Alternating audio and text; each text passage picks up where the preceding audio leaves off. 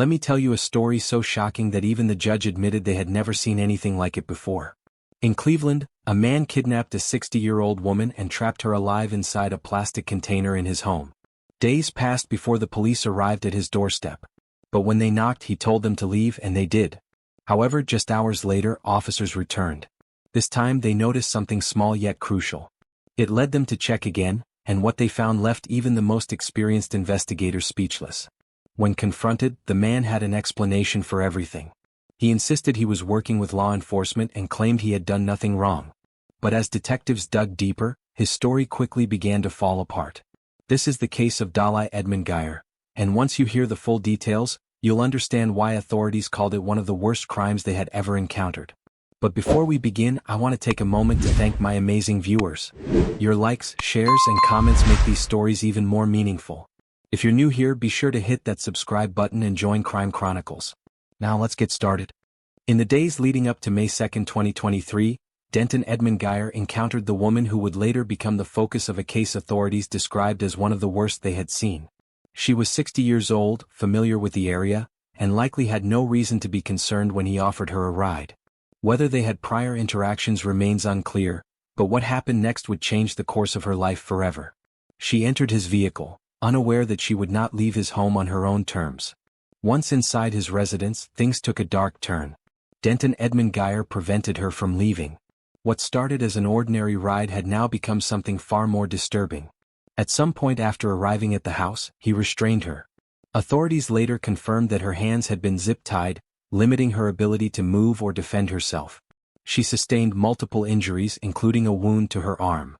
There is no public record of how long she remained inside the house before police became involved, but what is certain is that she endured a prolonged ordeal with no way to escape. As time passed, Denton Edmund Geyer made a calculated decision. He placed her inside a plastic container, one barely large enough to fit her body. It was rigid, enclosed, and restrictive, offering little room for movement. He then moved the container to the porch, leaving her inside. The placement of the container suggested a degree of confidence that no one would question what was inside. From the outside, it appeared to be nothing more than an ordinary storage bin. Inside, however, the situation was dire. Though confined, the victim was still alive. She was unable to free herself, unable to call for help. As she remained inside the container, she was left with one fading hope: that someone would notice before it was too late. By the time police arrived at Denton Edmund Geyer's home on May 2, 2023, the woman inside had already endured hours of captivity. The visit wasn't random. It came in response to a complaint that someone was being held against their will. When officers knocked on the door, Denton Edmund Geyer was the one who answered. But instead of cooperating, he immediately became defensive. He stood in the doorway wearing a red ski mask and a tracksuit. His appearance alone raised questions, but it was his behavior that stood out the most. He refused to answer basic questions about whether anyone else was inside. When officers pressed further, he told them they had no right to be there. Instead of engaging, he changed the subject, steering the conversation in another direction. Then he gave them a reason to leave. Denton Edmund Geyer claimed he was a confidential informant, someone who worked with law enforcement. He insisted that officers couldn't question him without verifying his status first. This wasn't a direct denial of the allegations, but it was enough to delay the investigation. As the officers continued to talk to him, he became more agitated. He said they were making his house hot, drawing too much attention to the property.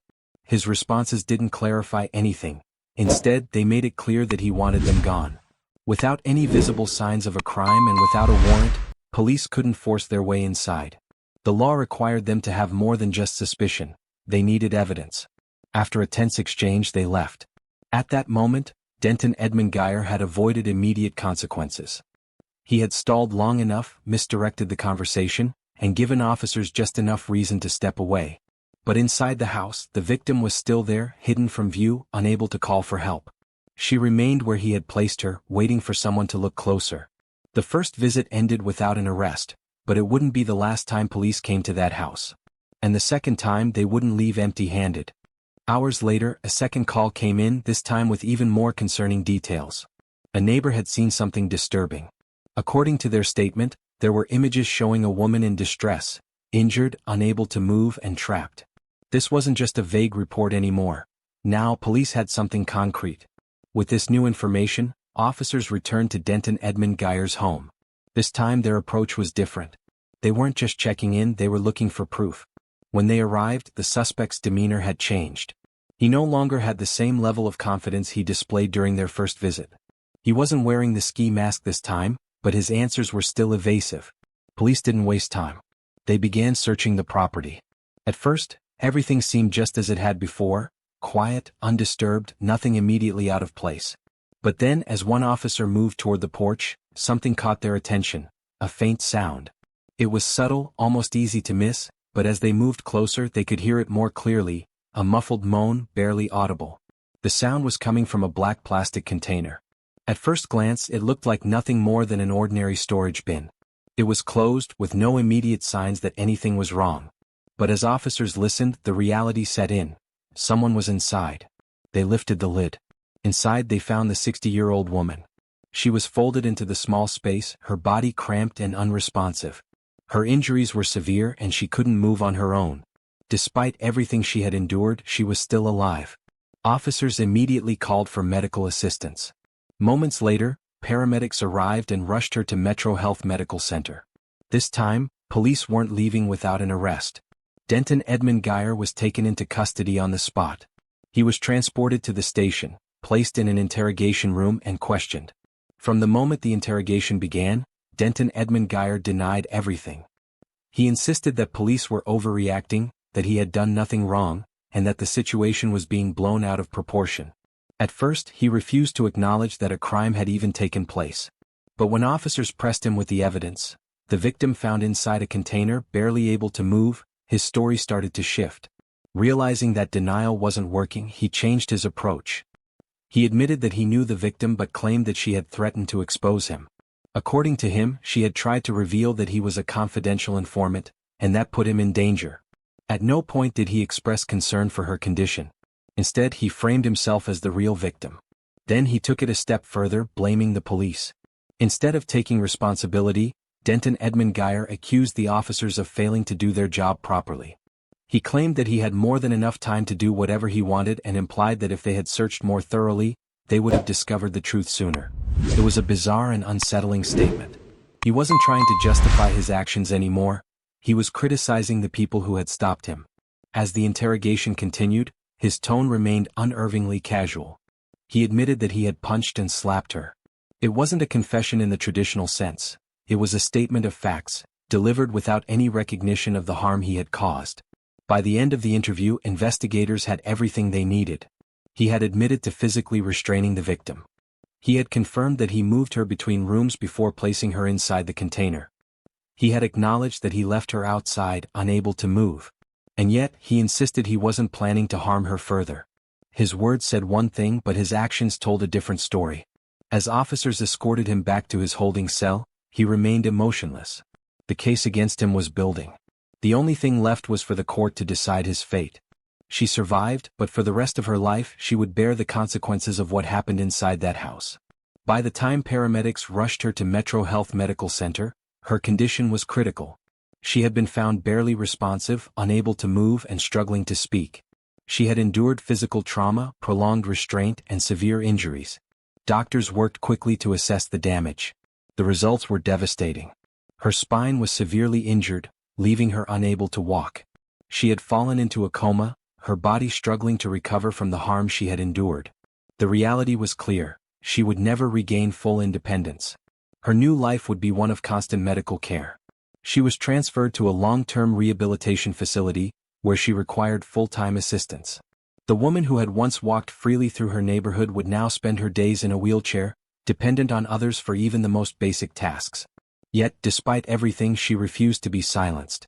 When the case went to trial, she had every reason to stay away. She could have chosen to let the evidence speak for itself, to avoid reliving the trauma. But she didn't. Even in her condition, she testified remotely, her voice reaching the courtroom, her words carrying the weight of everything she had been through. Her statement was deliberate, powerful, and clear.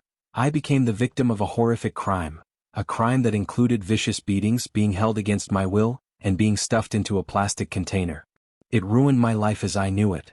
There was no exaggeration, no need for embellishment. The reality of her words was enough.